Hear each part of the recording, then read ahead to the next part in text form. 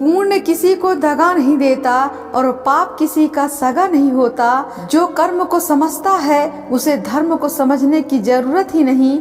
संपत्ति के उत्तराधिकारी कोई भी या एक से ज्यादा हो सकते हैं, लेकिन कर्मों का उत्तराधिकारी केवल हम स्वयं होते हैं। जो समय चिंता में व्यतीत होता है वो कूड़ेदान में जाता है, और जो समय चिंतन में व्यतीत होता है वो तिजोरी में जमा होता है। एक माटी का दिया सारी रात अंधियारों से लड़ता है, तू तो भगवान का दिया है तो तू किस बात से डरता है।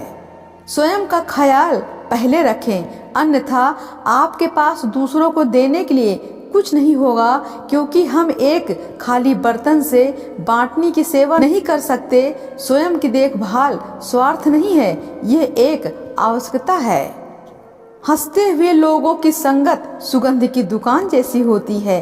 कुछ ना खरीदो तो भी आत्माओं को तो महका ही देती है। सादगी परम सौंदर्य है, क्षमा उत्कृष्ट बल है, और विनम्रता सबसे अच्छा तर्क है, और अपनापन सर्वश्रेष्ठ रिश्ता है। किसी के बुरे वक्त में उसका हाथ पकड़ो, सहारा दो और उसे हिम्मत दो, क्योंकि बुरा वक्त तो थोड़े समय में चला जाएगा, लेकिन वो आपको दुआ जिंदगी भर देगा। जैसे सत्संग से बड़ा लाभ होता है, ऐसे ही कुसंग से बड़ी हानि होती है। शराब पीने वाले, मांस मछली अंडा आदि खाने वाले का संग भयंकर है। उनसे भी ज्यादा भयंकर है ईश्वर को नहीं मानने वाले नास्तिक का संग। नास्तिक का संग बहुत घातक पतन करने वाला है। जीवन में जब भी हम खराब दौर से गुजरते हैं, तब मन में ये विचार जरूर आता है कि परमात्मा मेरी परेशानी देखता क्यों नहीं है, मेरे दुख कम क्यों नहीं करता है। पर याद रखना, जब परीक्षा चल रही होती है तब शिक्षक मौन रहते हैं।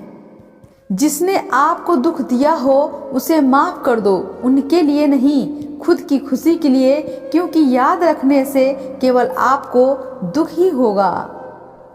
यदि हर कोई आपसे खुश है तो ये निश्चित है कि आपने जीवन में बहुत से समझौते किए हैं, और यदि आप सबसे खुश हैं तो ये निश्चित है कि आपने लोगों की बहुत सी गलतियों को नजरअंदाज किया होगा।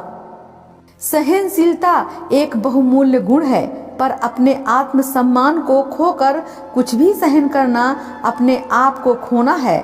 सभी का सम्मान करना बहुत अच्छी बात है, पर आत्मसम्मान के साथ जीना खुद की पहचान है। जीवन में हम जितने लोगों से नाराज रहते हैं, वास्तव में हम लोगों से ज्यादा खुद को परेशान करते हैं, क्योंकि हमारी सरलता सहजता नष्ट हो जाती है। अपने जीवन में दो चीजें सीख जाओ, पहली माफ करना, दूसरी शांत रहना। आप ऐसी ताकत बन जाओगे कि पहाड़ भी आपको रास्ता देंगे।